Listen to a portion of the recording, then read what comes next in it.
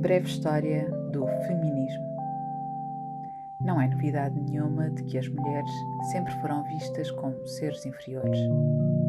Na Grécia Antiga, apesar de toda a filosofia e de todos os ideais democráticos, as mulheres não eram consideradas cidadãs e eram obrigadas a ficar fechadas num canto da casa.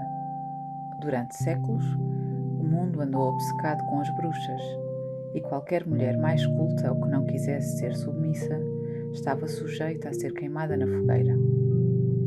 Com o Renascimento, surgem algumas mulheres escritoras, raras mulheres de elite, a quem era permitida a educação.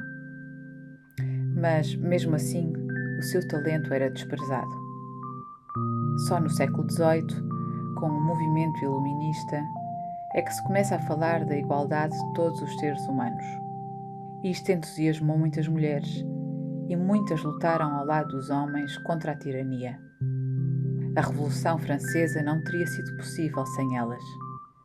Mas pasme-se, quando esses ideais vingaram e surgiu a Declaração dos Direitos do Homem e do Cidadão, não houve uma única palavra em relação às mulheres. Continuaram, como sempre, seres humanos de segunda aos olhos da lei. Foi quando duas mulheres, Olympe de Gouges e Mary Wollstonecraft, responderam a isto com 2 documentos declarando os direitos das mulheres. Mas não conseguiram nada. O mundo estava surdo para elas. Elas não deixaram de lutar, mas o século XIX foi longo e muito sofrido. Nos Estados Unidos, a abolicionista negra, nascida escrava, Sojourner Truth, discursou sobre essa suposta fragilidade das mulheres que tinham de ser tratadas sempre com muitas delicadezas. Mas a ela, ninguém lhe estendia a mão ou ajudava a entrar numa carruagem. Não era ela também uma mulher? E Susan B. Anthony foi presa e condenada pelo tribunal por se ter atrevido a votar numa eleição presidencial. Começava agora a usar-se a palavra feminismo. Apesar de ainda não haver um movimento, a verdade é que tinham sido plantadas sementes. A primeira grande vaga do feminismo começou com os grandes movimentos sufragistas, principalmente no início do século XX. Estas mulheres abalaram o mundo, saíram para as ruas porque queriam ter direitos iguais aos homens e poder participar na vida ativa da sociedade. Em muitos países conseguiram finalmente o direito ao voto, melhores condições de trabalho e, na Rússia, foram elas que começaram a revolução que derrubou os czares. Como faziam estragos, às vezes literalmente, o mundo começou a perceber que, se calhar, elas tinham algo de importante a dizer. E conseguiram que a lei as visse como seres humanos iguais, embora, na prática, muitas dessas leis tenham ficado por aplicar. A Segunda Guerra Mundial levou muitos homens a combater, e as mulheres tiveram que fazer os seus trabalhos enquanto eles estavam ausentes. Isto foi muito importante porque elas perceberam que eram tão capazes como eles de fazer o que eles faziam, tanto física como intelectualmente.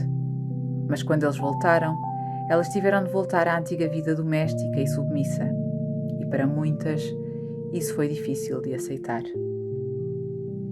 Essas foram em parte as sementes da segunda grande vaga do feminismo.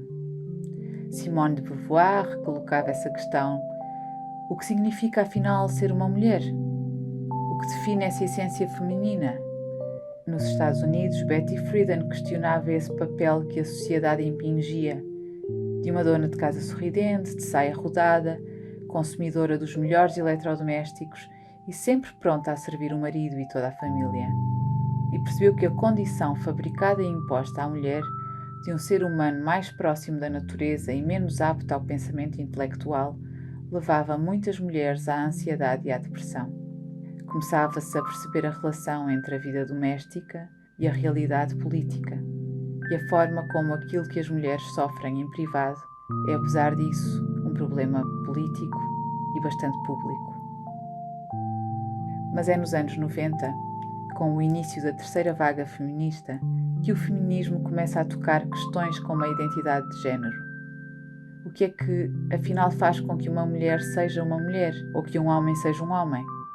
Com Judith Butler começámos a perceber que, ao contrário do corpo, o género é uma ideia que a sociedade fabrica e nos impõe. Não é pelo facto de se ter órgãos sexuais femininos que se é automaticamente uma mulher, mas sim pela nossa identidade e por aquilo que sentimos que somos. Nos Açores, a UMAR sente esta luta desde 1992. A associação sempre assumiu a defesa dos direitos das mulheres na lei e na vida e a promoção da igualdade de género como os seus principais objetivos.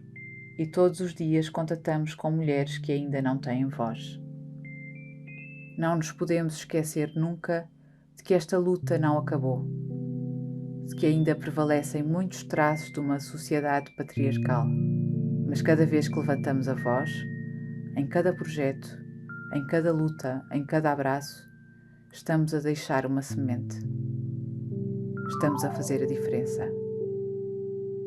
UMAR, Açores.